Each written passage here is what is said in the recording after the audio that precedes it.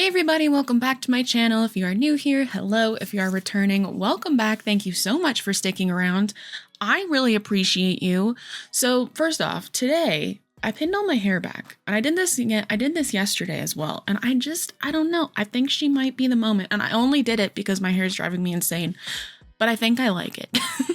Anyways, today I'm back. I'm back to YouTube. I'm back to uploading regularly. Thank you so much again for your continued support of my channel while I was gone.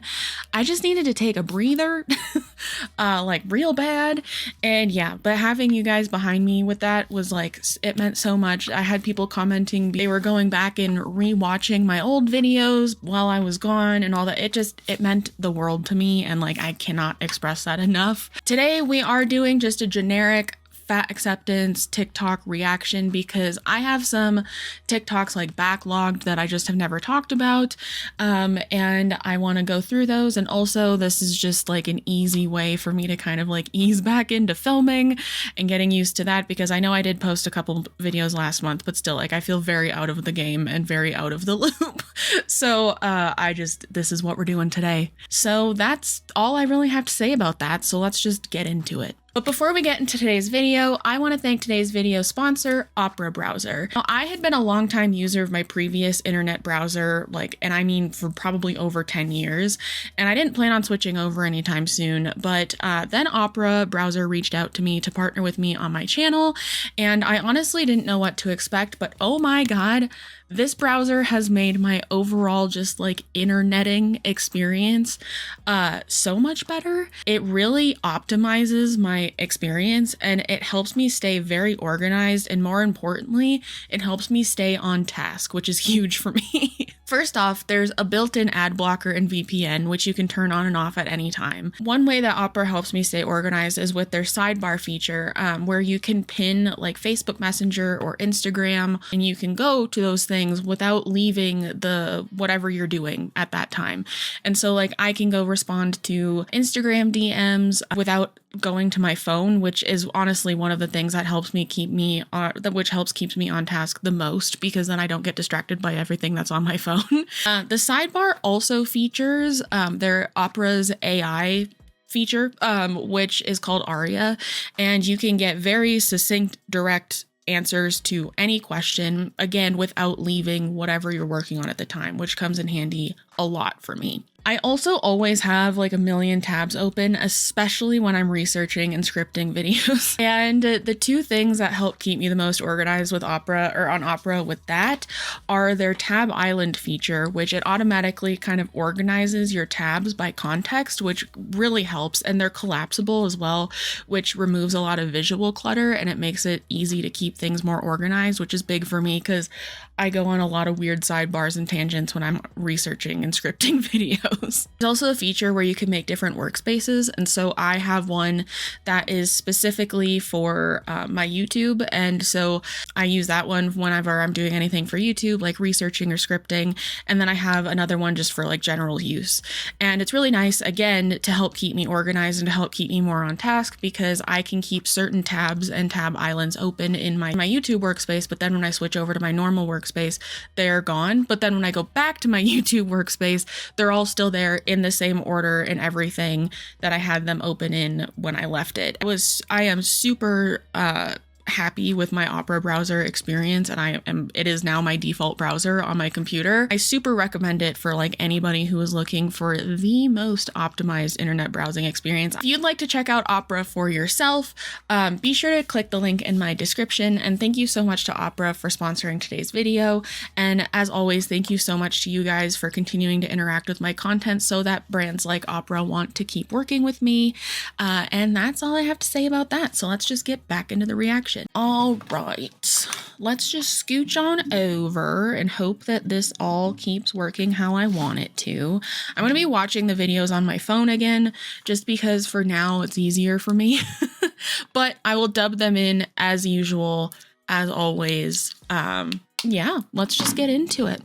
I just have to say that I think the fascism in the US is really working overtime, And I think the way that we treat people, the way that we talk about people, and the way that we dehumanize people is an exact symptom of how deeply rooted the fascism is around us. One of those examples is when a marginalized community comes together, gathers, talks, finds comfort in being in community, finds comfort in knowing that the people they're around get it, they understand it. When that happens, and then people call it a cult or say that, it's unhealthy for people to come together, that to me is when we know that fascism is working and we are all participating in it and giving it a bunch of airtime for free. Like, we are all doing fascism work for $0 for free. And shouldn't we be suspicious of us losing our connection to humanity? Like, why don't we care about each other? Why don't we say, wow, I see that you have a struggle. We're different. I don't understand totally your struggle, and you might never understand mine, etc. And why don't we say, but at the end of the day, we're both humans, and isn't that beautiful? And aren't we so deeply interconnected and interwoven into this fabric of life that we should be caring about each other? That to me is like the root. We have to care about each other. The more we turn to apathy, the more we turn towards not caring about another person, making a video about somebody and so easily like dehumanizing them or not seeing them as a person who deserves privacy, who deserves care, etc., we are becoming fascists ourselves. We are letting it win. We are letting it work. We got to do some critical thinking, and we have to divest.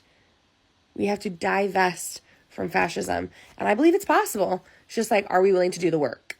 Are we willing to see each other's humanity first and foremost? Okay, so I wanted to put this one in here. This is from Fierce Fat Femme, and I've talked about their videos before. Because for context, this was around the time that this creator was having a lot of conversations about people calling fat activism and fat liberation a cult. And I'm going to talk about another video where they talk about that as well after this one. I think bringing the topic of fascism into this whole conversation is wild to me, especially because this was posted in like March, I think, and of 2024. And so like, given the context of everything else that is happening in our country and in the world, I know that she doesn't outwardly say that this is about people talking negatively about fat activism and fat liberation, but I'm taking it as such, and so I'm just going to talk about it in that context. I just think, given what she was posting before, criticizing people calling fat activism a cult, I just think that's what they're talking about in this video. But bringing fascism into this conversation surrounding people being critical of fat acceptance with the context of everything else that is happening in our, like I said, in our country and in around the world is insane to me. Because let me look up fascism definition. Fascism, according to Merriam-Webster, is a political philosophy, movement, or regime that exalts nation and often race above the individual, and that stands for a centralized autocratic government headed by a dictatorial leader, severe economic and social regimentation, and forcible suppression of opposition. And it says again, and then there's a second definition, and it says a tendency toward or actual exercise of strong autocratic or dictatorial control. So with that, given the fat acceptance context of a lot of most of Fierce Fat Femme's content, and also the content that she put out before this video, I just want to say, like, in what world is people being critical of fat activism fascism? Because I can understand it when it is people being racist, people being homophobic, people being transphobic. And I know that intersectionality exists. I've said that a million times. And I get that adding fatness on top of being Black, being queer, any of those kinds of things, like adding fatness on top of those things will make your experience navigating society a lot harder. And I absolutely understand that. But as fat acceptance stands, how is being critical of it fascism? Because I don't consider myself a fascist, and I also don't consider myself someone who promotes fascism. I honestly, and going back to Fierce Fat Femme's point about how we are losing community and we're losing seeing each other's humanity, I honestly think that's where a lot of my talking points come from. And I've been told that many times, which is why I feel confident in saying this, is that I see the humanity in fat activists and fat liberationists, but I also see the humanity in the people that they are actively working against. And I also see how it can come off that they don't see people who aren't fat as humans who also live experiences, which I think is so rich coming from this particular creator talking about how we need to recognize each other's humanity and each other's own lived experience. And while we might not be able to understand their experience at all, how we need to see that in each other. Couldn't agree more. Could not agree more. But I think that coming from someone who is a self-admitted fat liberationist and speaks very negatively about people's own choices to lose weight or to whatever, I think that it's a very rich point coming from them, you know, because like if you really wanted to form community and you really wanted to come together over each other's differences, the strong opinions regarding people's choices over their own bodies to get healthier and to lose weight, wouldn't exist. So I think, first off, bringing fascism into the conversation is very, very reminiscent of them equating fat struggles with that of the BIPOC or queer community, in that it's just not the same. I'm queer. I'm fat. I'm queer. I'm a woman. I have never felt in danger for my life, at the size I'm at now or at my heaviest size, which was well over 300 pounds. But I have felt in danger from the government for being a woman and being queer in America. And that feels more fascist to me than criticizing fat liberation. Also, just the point of like doing fascist work for free. It's like, do I want to do it for money? Like, I don't understand that. It's probably just adding hyperbole to the point, but still, that's all I had to say about this. I just thought it was whack to bring fascism into the conversation. And I know that she doesn't outwardly say this is about critics of fat activism, but she mentions calling things a cult is denying people humanity and is fascist and whatever. And she was criticizing people calling fat activism a cult, I think, literally in the video before she posted this one. So yeah, let's move on to the next one, which actually might be the one that she posted before this one. Yep, the one that I'm about to react to is the one that she posted before this. So you can understand the context then of where I was coming from with being like, wow, calling this fascism is insane. Okay, let's just get into this one. I just have 1 minute between classes, so I just wanted to pop on for a quick moment to say, I'm not sure when the pendulum swung so hard again to this place where now we like really intensely again hate fat people. I mean, we've always hated fat people as a country and as a society, but there's this really intense moment now where people are calling the fat acceptance movement a cult, which is such an interesting choice of rhetoric. And in addition to that, I would like to say, as a fat liberationist, it is not a cult to be liberated from systems of oppression, whether that oppression is coming from yourself, interpersonally, institutionally. That is not a cult. To be liberated is not to be a cult. And when we think that way, we are just showcasing how much institutionalized oppression has changed our thought processes. I was going to talk about this one regardless of the fascism conversation, because I think, first off, I think we call a lot of things cults that aren't actually cults. And like, so I can understand like frustration with that terminology, but I think a lot of things can be considered cultish, right? Like, I think there's a lot like fan bases. I think there's a lot of things that are present in society with how we just function that can be considered cults. And like, I understand that aren't harmful, you know, but I think without having done any huge research into the bite model and whatever, which I want to do, I think a lot of the conversation surrounding fat activism and it being a cult revolves around the sheer amount of like groupthink about just incorrect concepts that have just been perpetuated throughout the spreading of the rhetoric of the fat activism group and how harmful it can be to people. And I think we're seeing more and more of that with people coming out of the fat activism community and starting to lose weight and talking about their experience being like prominent creators within the fat liberation and fat acceptance communities, getting their experiences now is only kind of perpetuating the conversation that fat activism is a cult.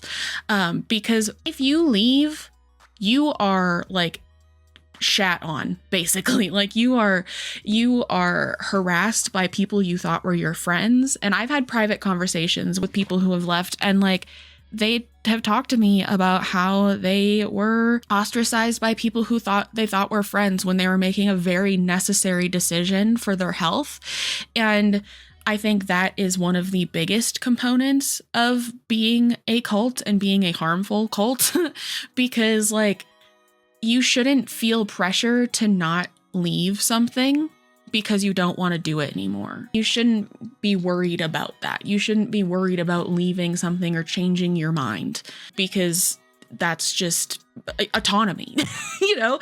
And I think that's where the narrative more comes from of fat liberation and fat acceptance being a cult. When fat activism started, because I did a whole history lesson video, go watch it if you haven't, I think it was very well intentioned. Like, and I think for the most part, and I think a lot of the things that they were asking for were fighting actual systems of oppression against fat people at that time. Do I think that fat people are still treated differently in society now? Absolutely. And do I think that they're negatively looked at now? Absolutely. I am still a fat person and I still experience things like that sometimes.